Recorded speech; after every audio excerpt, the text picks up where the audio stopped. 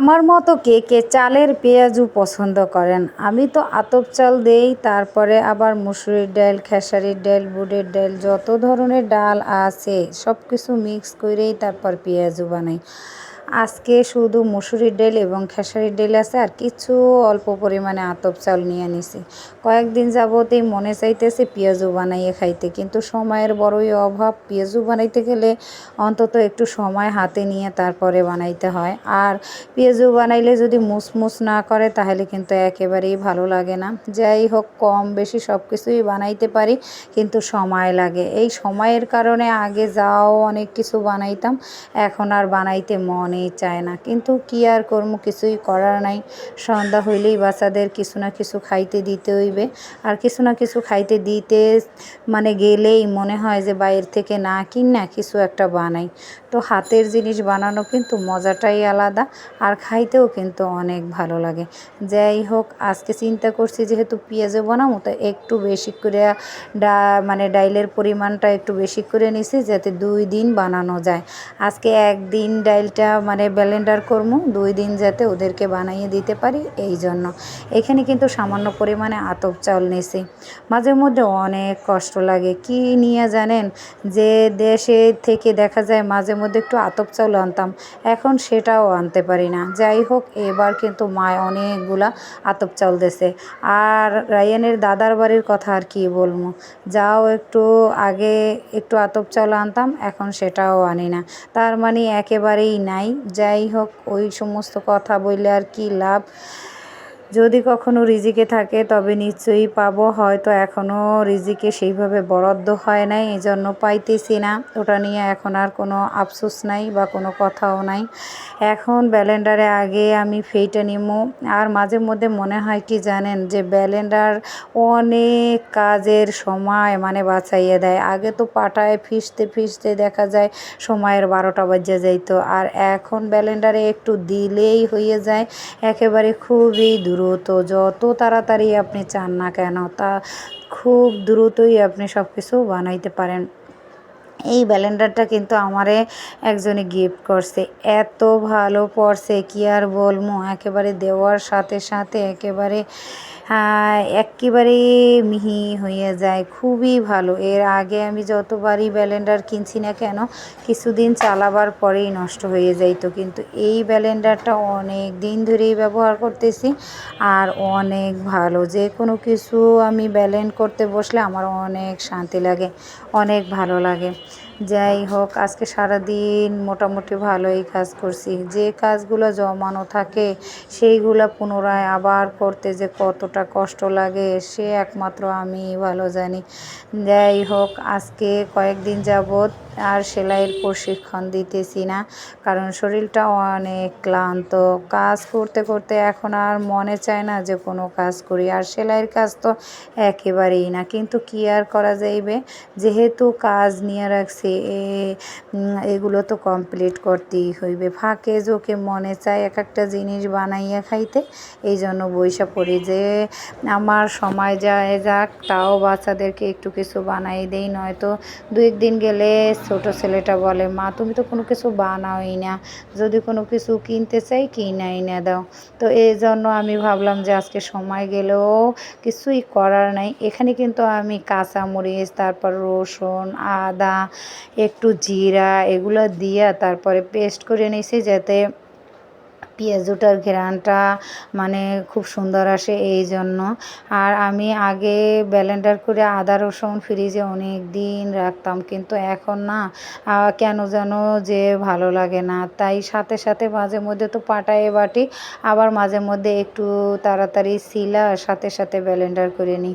ওইটার ঘ্রাণটাই কিন্তু আলাদা থাকে, একেবারে টাটকা থাকে, খাইতেও কিন্তু অনেক ভালো লাগে। কালকে গরুর মাংস রাঁধছি, সাথে সাথে সব কিছু পেস্ট করে দিছি, দেখা যায় এত মজা হয়েছে, আর কি আর বলবো। এখন থেকে একটু সময় লাগলেও এইভাবে করার চেষ্টা করি। যাই হোক, এখানে কিন্তু সব কিছুই এখন আমি গুছিয়ে নিছি। এখন এইখানে পুরোটা আমি পেঁয়াজ দিয়া মাখবো না, কিন্তু হলুদ আর মরিচের ফাঁকি আর লবণ দিয়ে মাইখা অর্ধেকটা রাইখে দিমো, আর অর্ধেকটার ভিতরে পেঁয়াজ কাইটা তারপরে পেঁয়াজও বানামো। আর যে অর্ধেকটা আমি রাইখে দিমো ওই অর্ধেকটার ভিতরে কিন্তু আমি পেঁয়াজ মাইখা এখন কিন্তু রাখবো না। আর এই যে এখানে কিন্তু কাঁচামরিচ দিছি, প্রায় 6টা 7টা কাঁচামরিচ দিছি, অনেক ঝাল কাঁচামরিচে। আমার বাচ্চারা কিন্তু অনেক ঝাল খাইতে পছন্দ করে, এই জন্য আমি একটু ঝালের পরিমাণটা বেশি দিছি। এইভাবে আপনারা কি কেউ পেঁয়াজু বানান জানি না, তবে আমার যখন মনে চায় এইভাবে বানাইলে আমার কাছে অনেক ভালো লাগে। আর আগে তো একসাথে অনেকগুলো ডাল ব্যালেন্ড করে রাখতাম, তারপরে এক একটা পোটলায় ভইরা ভইরা রাখতাম এক এক দিনের জন্য। এখন আর মানে ভালো লাগে না, এই জন্য দেখা যায় একটু টাটকা যে কোনো জিনিস খাইতেই কিন্তু ভালো লাগে। মাছ বলেন, গোশ বলেন, বা এই যে আদা রসুন এই বলেন, আগের মতো এখন আর মানে অনেকগুলো ফেটে রাখি না, যখন যেরকম লাগে ওইভাবে এখন করে নিই, মানে রেডি করে নিই। আজকে মেয়েটা অনেকটাই ওর শরীর খারাপ, তারপরও পরীক্ষা দিতেছে।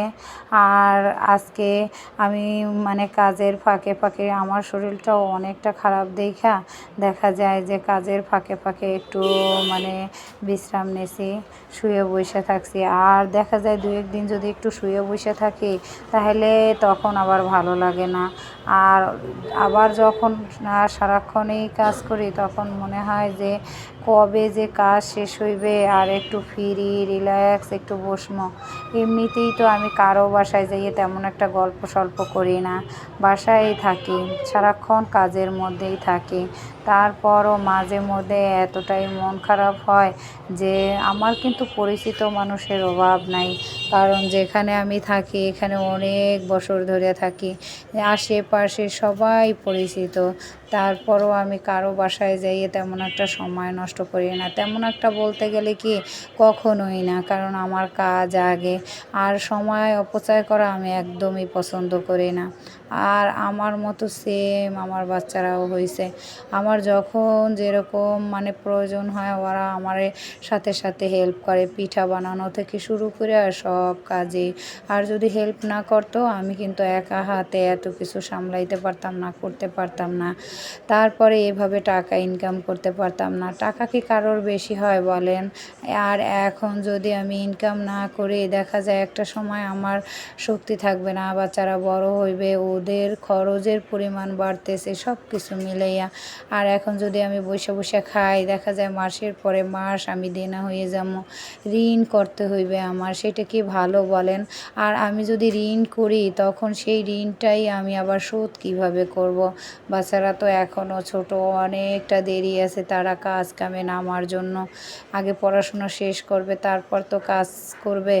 আর এতদিনে তাহলে আমার অনেকটা ঘাটতি হইবে, দেখা যায় আমি ঋণে একেবারে জর্জরিত হয়ে যাব। আর 2-1 টাকা যেটাও জমানো আছে সেটা যদি ভাইঙা খাইয়ে বসে থাকে তাহলে বাচ্চারা পরবর্তীতে কিভাবে তারা মানে চলবে বলেন? এই সমস্ত কিছু চিন্তা করে দেখা যায় যে নিজের যত কষ্টই হোক না কেন প্রতিনিয়তই সেই যুদ্ধটা করে যাইতেছি।